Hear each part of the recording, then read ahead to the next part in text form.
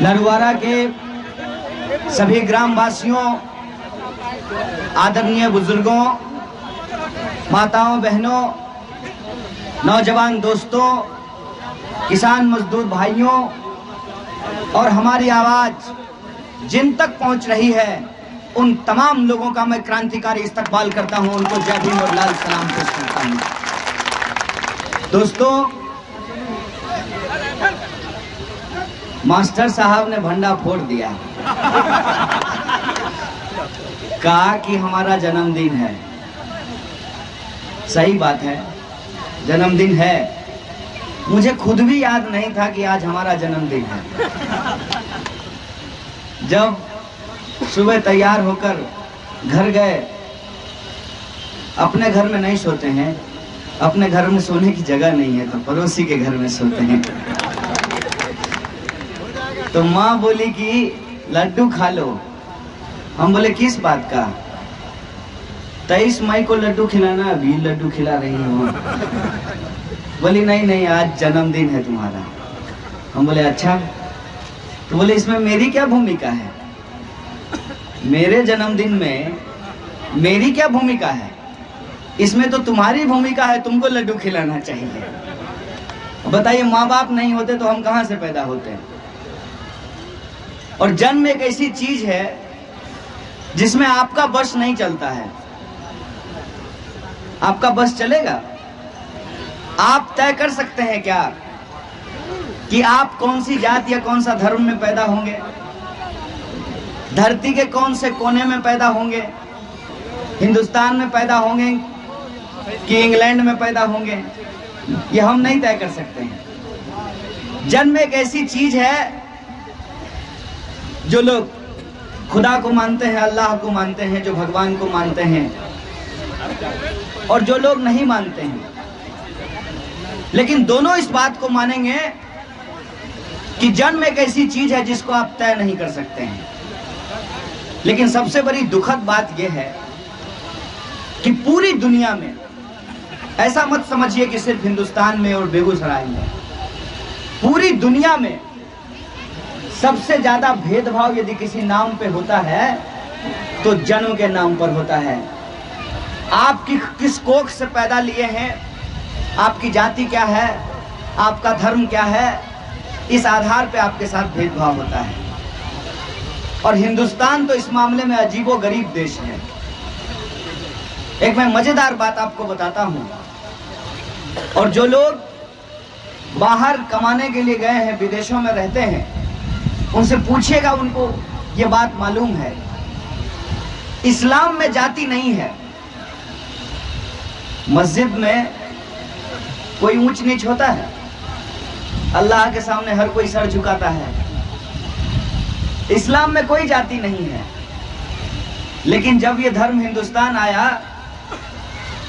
और लोग यहाँ पे मुसलमान हुए, तो इस्लाम में जाति नहीं होने के बावजूद मुसलमान में जाति पैदा हो गई। अब आप सोच करके बताइए, जो लोग जात और धर्म के नाम पर राजनीति करते हैं, वो सिर्फ संविधान के खिलाफ नहीं है, वो संविधान और इंसान के खिलाफ है। इस बात को भी उनको समझना चाहिए। हम सब मनुष्य हैं।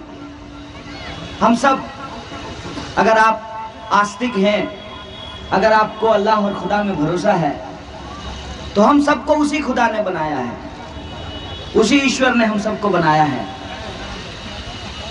अगर आप विज्ञान को मानते हैं, तो विज्ञान के आधार पर भी हम सब होमोसेपियंस हैं। अब बताइए, किसी मुसलमान के पेट में अगर कोई छुरा भोंकेगा तो खून निकलेगा, किसी हिंदू के पेट में भी कोई छुरा भोंकेगा तो खून ही निकलेगा। हमको अगर पीटेगा तो आंख से आंसू निकलेगा, आपको कोई पीटेगा तो कान से आंसू निकलेगा कि आंख से ही आंसू निकलेगा। विज्ञान के हिसाब से भी हम सब होमोसेपियंस हैं, हम सब मनुष्य हैं। लेकिन ये भेदभाव क्यों है? जबकि अंग्रेजों को जो हमने भगाया, तो अंग्रेज हमारे साथ क्या करते थे? हमारी मेहनत, हमारा खेत, हमारी फसल, हमारे संसाधन उनको लूटता था और इंग्लैंड ले जाता था। हमारी ही कलेजे पे बैठकर, हमारी ही छाती पर बैठकर हम पर ही शोषण करता था। और रेस्टोरेंट के बाहर लिखा होता था, भारतीयों और कुत्तों का प्रवेश वर्जित है। हमारी तुलना वो कुत्तों से किया करते थे। अब मैं एक स्टेटमेंट आप लोगों को याद दिलाता हूं। जब मोदी जी को पूछा गया कि आप मुख्यमंत्री थे, 2002 में आपके मुख्यमंत्री रहते हुए दंगा हुआ, इसका आपको अफसोस है कि नहीं है? आपको हैरानी होगी और आपको शर्म आएगी कि मोदी जी ने क्या बयान दिया था। मोदी जी ने कहा कि मान लीजिए आप कार से जा रहे हो और आपके गाड़ी के नीचे में कोई कुत्ता का पिल्ला आ जाए, तब भी आपको तकलीफ होता है। यह प्रधानमंत्री का बयान था। जैसे अंग्रेज हम हिंदुस्तानियों की तुलना कुत्तों से किया करते थे, वैसे ही अंग्रेजों के ये चापलूस आज भी हिंदुस्तानियों को कुत्ते से तुलना कर रहे हैं। ऐसी जो सोच है, इस सोच से हमको लड़ाई लड़नी है। इस सोच को हमको हराना है और इनको बताना है कि तुम तब भी जब आजादी की लड़ाई लड़ी जा रही थी तो अंग्रेजों के साथ बैठकर चाय की चुस्कियां ले रहे थे। आज भी जब हमारे संविधान के ऊपर हमला है, हमारी आजादी के ऊपर खतरा है, तो तुम इस देश के जो पूंजीपति हैं, जो आज के अंग्रेज हैं, उनके साथ बैठ करके चाय पे चुस्कियां ले रहे हो। ऐसी ताकत को जब तक हम परास्त नहीं करेंगे, तब तक हमारी असली जीत नहीं होगी। और मैं समझता हूं कि आज हमारा जन्मदिन है। मैं आपका बच्चा हूं, आपका बेटा हूं, आपके बीच का हूं, आपका लाल हूं। आप मुझे प्यार करते हैं, आपकी मोहब्बत में महसूस करता हूं। और आपकी मोहब्बत की ये ताकत है, उसी से ये हिम्मत मिलती है कि अरबों खरबों के इस प्रधानमंत्री को हम 2 कौड़ी का आदमी भी नहीं समझते हैं। और आपकी इस हिम्मत से मैं कहना चाहता हूं कि आज हमारा जन्मदिन है। यदि आप हमारे गार्जियन के रूप में, हमारे भाई के रूप में, हमारे दोस्त के रूप में, हमारी माँ बहन के रूप में हमको कोई उपहार देना चाहते हैं, तो ये उपहार 29 तारीख को दीजिएगा, क्योंकि बेगूसराय पे पूरे देश की नजर है। इस बात को आप दिमाग में डालिए। 2019 का चुनाव कोई साधारण चुनाव नहीं है। इस चुनाव में एक तरफ नफरत की फसल उगाने वाले लोग हैं, दूसरी तरफ आपस में मोहब्बत करने वाले लोग हैं। यह आपको समझना होगा कि जीत हमेशा मोहब्बत की होती है। जब जीत मोहब्बत की होती है तो क्यों ना मोहब्बत को जल्दी से जल्दी जिता दिया जाए और नफरत के ऊपर मिट्टी डाल दिया जाए। यह हमारी जिम्मेदारी है। और जब यह संकल्प हमने लिया है, जब बेगूसराय की प्रतिष्ठा दांव पे लगी हुई है, पूरा देश जब बेगूसराय को देख रहा है, तब हमको अपनी राजनीतिक समझबूझ का परिचय देना है। और राजनीतिक समझबूझ ये है कि हिंदुस्तान में एक तरफ अपनी मुंह से नफरत की बोली बोलने वाले लोग हैं, और उस क्लब का एक आदमी बेगूसराय से चुनाव लड़ने की तैयारी कर रहे हैं। पार्टी कहती है कि जाइए बेगूसराय से चुनाव लड़िए, और वो कहते हैं कि नहीं, हम बेगूसराय से चुनाव नहीं लड़ेंगे। मजेदार बात यह है, ये आपकी हिम्मत है, ये आपका ताकत है, ये आपकी जीत है कि लोग दिल्ली जाते हैं टिकट लेने के लिए। भाजपा के उम्मीदवार दिल्ली गए हैं टिकट लौटाने के लिए। कोई उनको माउंटेन ड्यू का प्रचार दिखा रहा था, पीठ ठोक करके बोला कि गिरिराज बाबू घबराइए नहीं, डर के आगे जीत है। लेकिन शायद वो बेगूसराय की जनता को जानते हैं। बेगूसराय की जनता डर के आगे जीत नहीं मानती है, बेगूसराय की जनता संघर्ष के आगे जीत मानती है। ये बेगूसराय का इतिहास है। और जब संघर्ष की बात हम कर रहे हैं, तब एक बात और आपको अपने दिमाग में डालना पड़ेगा। आज बहुत सारे वीर बांकुरे हैं जो दावा कर रहे हैं कि वो मोदी से लड़ेंगे। तो हम बस एक बात पूछना चाहते हैं, चाचा तब काहे नहीं लड़े जब इस देश में खुलेआम अखलाक की हत्या कर दी गई? तब आप क्यों नहीं लड़े जब पहलू खान को मार दिया गया, जब जुनैद की मां से उसका बच्चा छीन लिया गया? तब आप कहां थे जब अपने बच्चे के न्याय के लिए नजीब की मां को दिल्ली की सड़कों पे घसीटा जा रहा था? ये आपके दावे खोखले हैं, लेकिन मैं यह बात स्पष्ट कर देता हूं, हमारी लड़ाई सिर्फ और सिर्फ इस देश में जमहूरियत और संविधान को बचाने की लड़ाई है। हमारी लड़ाई, जो लोग चुनाव जीतकर अपना कैरियर बनाना चाहते हैं, उनसे हमारी कोई लड़ाई नहीं है।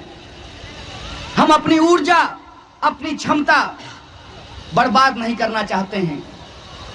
हमको किनसे लड़ना है ये हमको मालूम है, और लड़ने के लिए हम टिकट का इंतजार नहीं कर रहे थे, नॉमिनेशन का इंतजार नहीं कर रहे थे। हम सड़कों पे थे, सड़कों पे हैं, और अगर आपका आशीर्वाद मिलेगा, आपकी दुआ अगर मिलेगी, तो सड़क की इसी आवाज को संसद तक ले जाने का काम किया जाएगा। ये हमारा संकल्प है। कुछ लोगों ने एक नई बात बोलनी शुरू की है। गिरिराज जी कहते हैं कि हम बेगूसराय जाने के लिए तैयार हैं, बेगूसराय हमारी जन्मभूमि है। अब बाकी बात हम नहीं कहेंगे। देश का प्रधानमंत्री ही जब झूठ बोलता हो तो मंत्री झूठ बोलेगा, इसकी पक्की गारंटी है।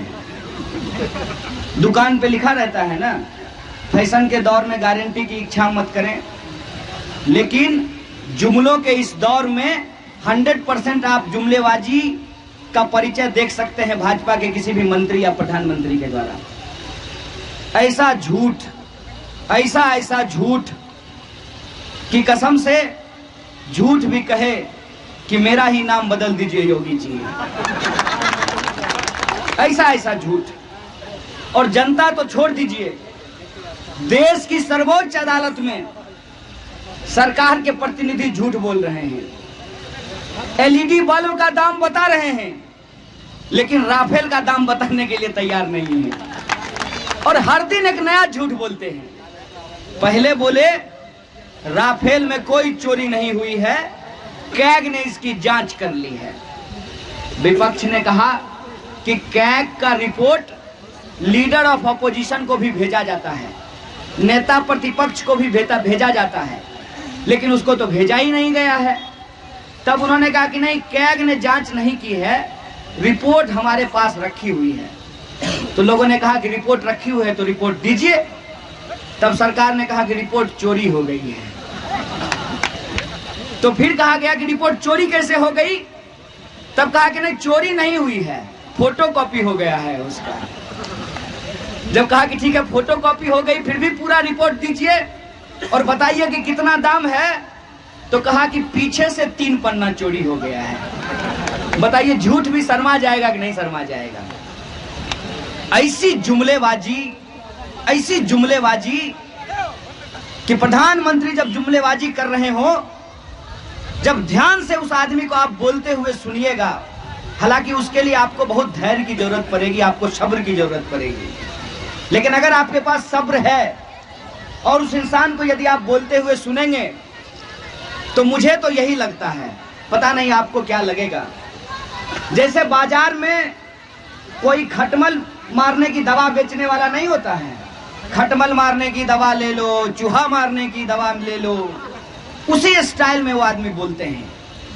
और वो जो खटमल मारने की दवा बेचने वाला होता है, और वो जो है दांत खाज खुजली की जो दवा बेचता है, कन्हैया महलम, वो आदमी जो बोलता है उस बात को ध्यान से सुनिए क्या बोलता है। एक बार ले जाइए, बार बार लेके जाइएगा, एक बात बताइए, एक बार में जब खटमल मर जाएगा तो दूसरी बार क्या उसको सर में लगाने के लिए ले जाएंगे? ठीक यही काम इस देश के वजीर आजम कर रहे हैं, इस देश के प्रधानमंत्री कर रहे हैं कि वादा जो उन्होंने किया था उस वादा को वो भूल चुके हैं और जनता के सामने रोज नया वादा लेकर के आ रहे हैं। तो जनता को एक मिनट ठहर करके सोचना चाहिए ना, पहले पिछला वाला किस्त क्लियर कर दीजिए, अगला वाला देखेंगे। पिछली बार देश के लोगों ने वोट दे दिया इस उम्मीद में कि 2 करोड़ नौकरी पैदा हो जाएगी, हुई क्या? इस बार किस मुंह से वोट मांगने के लिए आ रहे हैं? अरे आप गिरिराज को भेज दीजिए कि हिमालय राज को भेज दीजिए, इस बार जो है आपका झूठ का राज हम समाप्त करके रखेंगे, ये हमारा वादा है। आपको कह देते, आपको जो पट्टा मैदान में उतारना है उतार लीजिए, 2-2 हाथ फरिया लेने के लिए तैयार हैं। और हमको इस बात की खुशी है कि बेगूसराय की जनता ने कमर कस लिया है। जितना जोर लगाना है लगा लीजिए, जितना पूंजीपति का चंदा है उसका आप गर्मी पैदा कर दीजिए, लेकिन आकर के आप देख लीजिए बेगूसराय के लोगों को, लरवारा की जनता को आकर के देख लीजिए कि इस धूप में इस गर्मी में वो खड़े हैं। क्योंकि जो लोग 1 महीना रोजा रखते हैं, दिन भर नहीं पानी पीने की आदत होती है उनको, इसीलिए जब वो धूप की गर्मी से नहीं पिघलते हैं तो आपकी नोट की गर्मी से भी नहीं पिघलेंगे, ये हमारा भरोसा है। आप पैसे से अपना ईमान बेच सकते हैं, लेकिन ये जरूरी नहीं है हिंदुस्तान की आवाम का ईमान आप पैसे से खरीद सकते हैं। और यही जो हमारी ताकत है, यही जो हमारी एकता है, इसी का नतीजा है कि इनका बल्लेबाज पैड पहन करके बल्ला लेकर के मैदान छोड़ के भाग गया है। हम लोग कह रहे आजा आई बहार, आजा आजा, आइए आइए, क्योंकि आप जब आएंगे तो हम आपको पाकिस्तान नहीं भेजेंगे। आपका घर पटना जिला है, आपको वापस गंगा पार करके पटना पहुंचा दिया जाएगा, क्योंकि हम अपने विरोधियों को पाकिस्तान नहीं भेजते हैं, क्योंकि हमारा हिंदुस्तान से नाता है।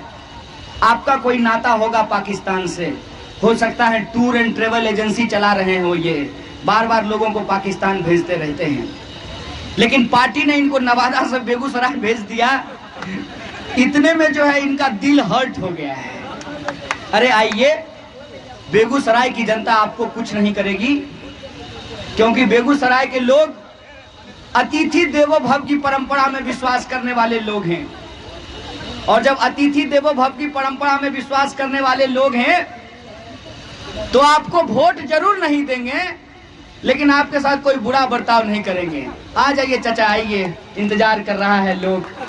5 साल में जो आपने बेगूसराय के लोगों को परेशान किया है, वो मौका आया है कि 29 तारीख को 2019 के उस चुनाव में इस सरकार से ये बदला चुकाया जाएगा।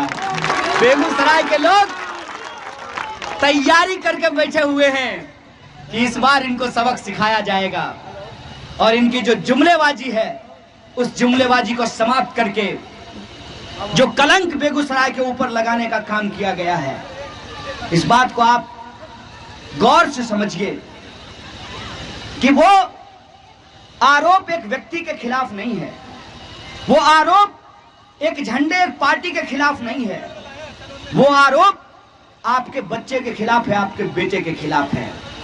और वो आरोप क्यों है?